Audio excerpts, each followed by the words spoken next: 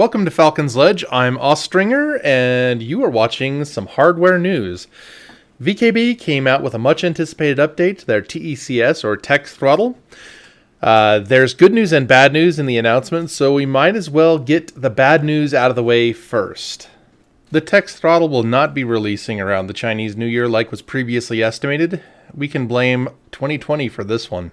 However, the TECS Throttle has already entered the production phase and has dev kits out, which is a very promising sign that this piece of hardware should be available quite soon, and I would suspect that it will definitely be available in the 2020 timeframe. We'll wait for updates from VKB to get a better date range.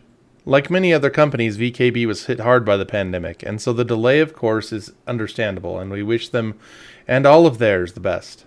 So first and foremost, it needs to be said that these images are not production model images. They're dev kit images. VKB says that the production model has more buttons on the base, which is more akin to the original CGI concept images, so don't judge merely based upon what you see here. It's quite clear that VKB heavily focuses on modularity, and according to this post, the sticks, buttons, and hats are all modular, and these can be switched with other types of controls to best customize your experience while using them. The microcontroller in the device can detect what controls are plugged into the ports, so everything works without changing anything in the software. In addition, there are other modules that will be available, such as switch boxes and whatnot that you can connect to the throttle. The base shown in the images, though it's not the base that will be released, has connections on its sides that resemble the connections on the sides of the Gladiator NXT stick. So, there could be modules that connect to the sides, front, and possibly rear of the throttle. In addition, any GNX modules that you already have can be connected to the TECS. The throttle grips are based off of the grips found on the Russian-built Su-35 and Su-57 aircraft.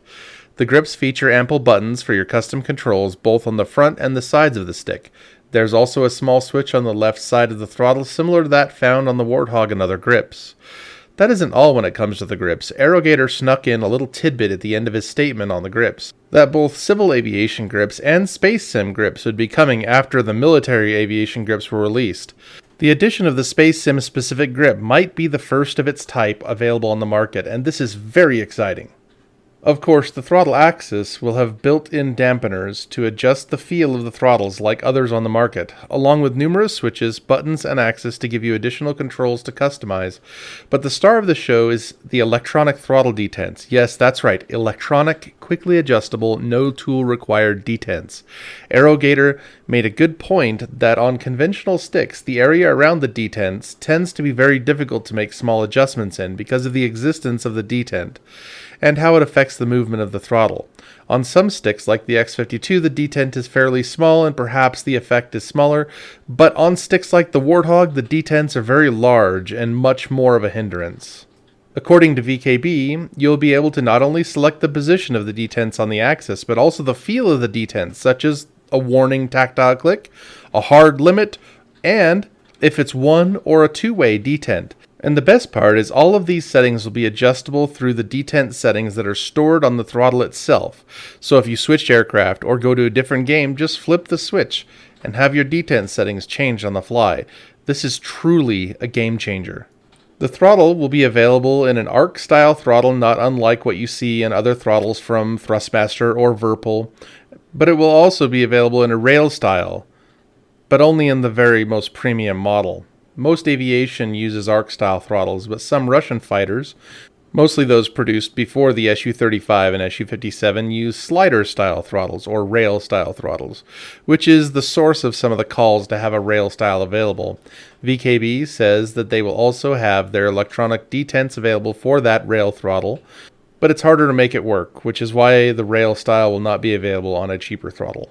Another pleasant surprise is the pricing. According to VKB, there will be three basic versions. The Arc Standard, which will use mechanical detents, and naturally an arc-style quadrant, hence the name.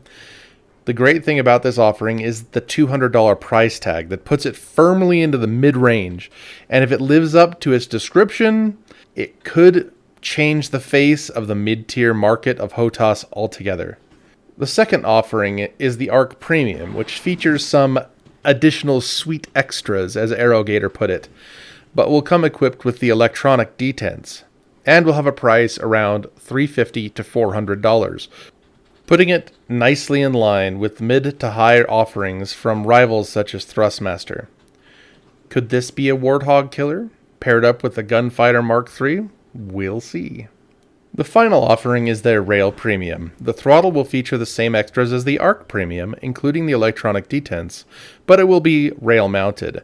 This throttle will be priced in the $400 to $450 price range and will be their top of the line offering.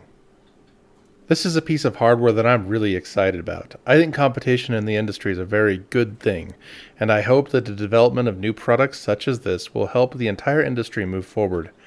I hope to be able to do a review of this throttle after it's released and provide all of you with some great content surrounding it. Remember that we're giving away 2 Star Citizen starter ships with game packages when we hit 500 and 1,000 subscribers.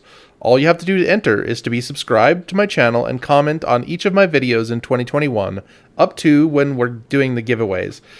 One lucky commenter will be randomly selected to win the prize. I hope that you enjoyed this video. I certainly had a great time making it. Please subscribe to my channel to help it grow, so I can keep providing you with additional content. Please leave comments or suggestions in the comment section down below, and you have a great day.